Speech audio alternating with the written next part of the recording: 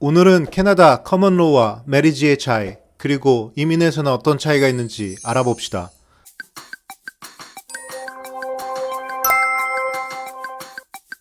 안녕하세요. 나 혼자 아는 비자이민 정보 채널 나도 간다 캐나다입니다. 첫 번째로 어떤 부분에 대해서 얘기할지 살펴봅시다. 배우자 초청 이민을 하기 위해서는 영주권자나 시민권자인 파트너가 외국인을 초청하는 경우, 커플이 둘 다 외국인 신분인데 이민 혹은 비자를 신청하기 위해서 두 분의 혼인 상태 혹은 동거 상태를 증명해야 되는 경우, 커플 중 한 분이 이전에 결혼 혹은 사실혼 관계가 있어 이민 혹은 비자 신청에 영향을 받는 경우. 잠시 캐나다 통계를 알아보도록 하겠습니다. 2016년 캐나다 통계청에 따르면 5분의 1의 커플이 결혼이 아닌 커먼로 관계입니다.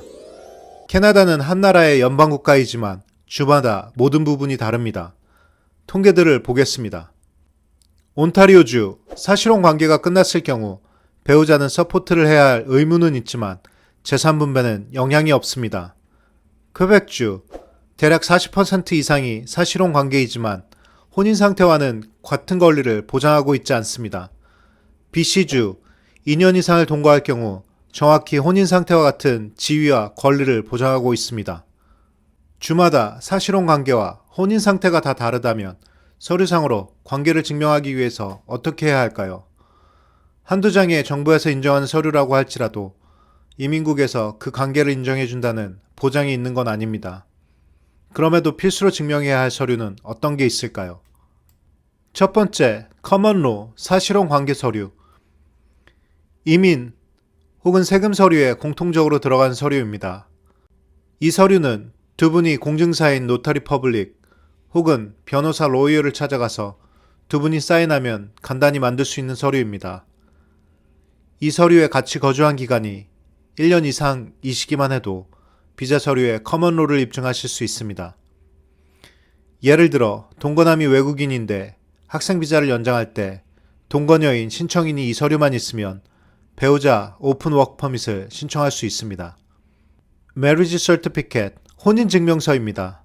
혼인증명서는 보통 주정부마다 발행해주는 기관이 있습니다. 그리고 절차도 다릅니다. Marriage Registry 주정부 이름을 구글에 검색하시면 주정부별로 상세한 설명을 찾으실 수 있습니다.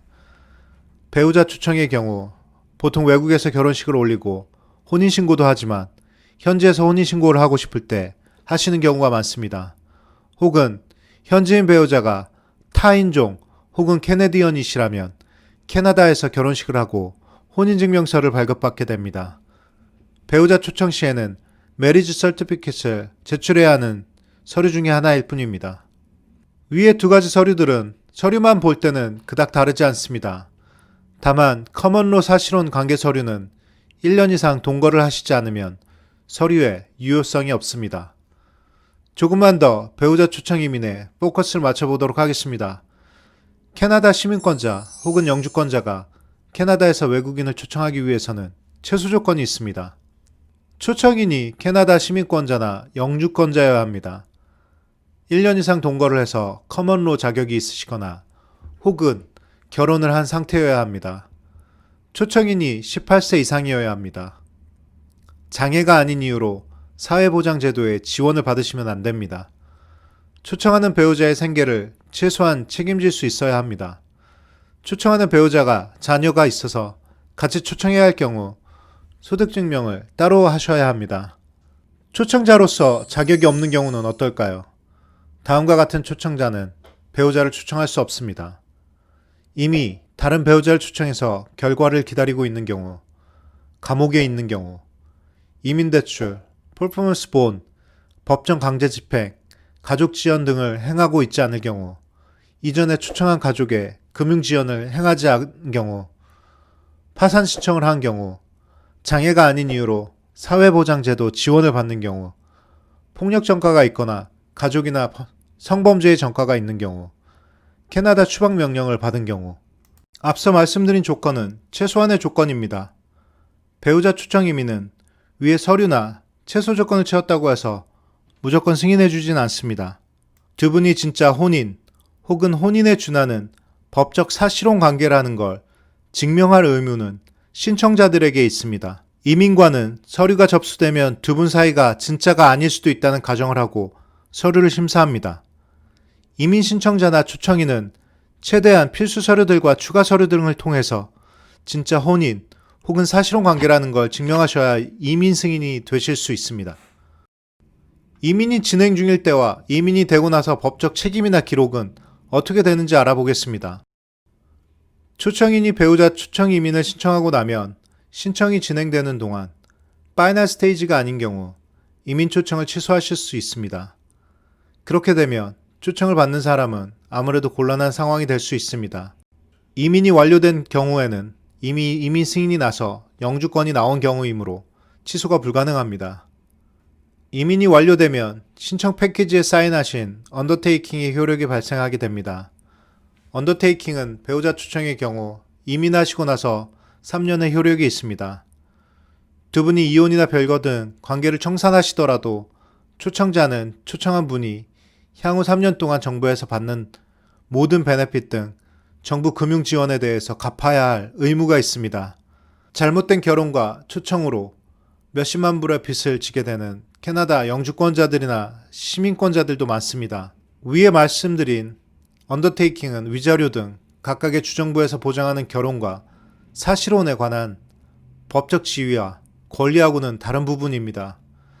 이민에서의 언더테이킹은 배우자를 초청할 때 정부, 사회 비용을 정부가 부담하지 않겠다는 이민국의 법적 권리입니다. 이민이 완료되고 나서 정부기관에 기록이 남는지에 대해서 문의하시는 분들이 많습니다. 배우자 초청으로 이민 신청을 한다는 것 자체가 정부 기록, 이민국, 국세청 뿐 아니라 많은 정부기관에 기록을 남기고 그 서류 등을 제출하는 절차입니다. 커밋먼트라고 할 수 있는 이런 서류들이나 기록들이 있어야만 이민국에서 진짜 관계로 인정하고 이민 승인이 가능합니다. 당연히 캐나다에서 배우자 초청을 진행하셨다면 두 분은 두 분 관계에서 많은 기록을 이미 남기셨습니다.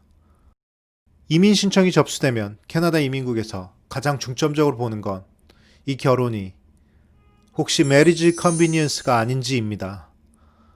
이민을 위해서 위장으로 하는 결혼인지 혹은 대가를 받고 해주는 결혼인지입니다. 그래서 두 분의 관계를 입증해야 하는 많은 서류들을 제출하셔야 되기도 합니다. 캐나다 이민은 다른 나라에 비해서도 많이 진보된 이민 시스템입니다. 많은 분들이 위장 결혼으로 이민이 거절되거나 페널티를 받고 있다는 사실을 인지하시기 바랍니다. 혹시라도 이민을 위해서 결혼을 생각하셨거나 혹은 사실혼 관계를 가지시고 나중에 이민을 계획하고 계시다면 포기하시기 바랍니다. 이처럼 동거인, 배우자 초청 이민은 큰 책임이 따르는 이민입니다. 준비 잘 하셔서 행복한 캐나다 생활이 되시기를 바랍니다.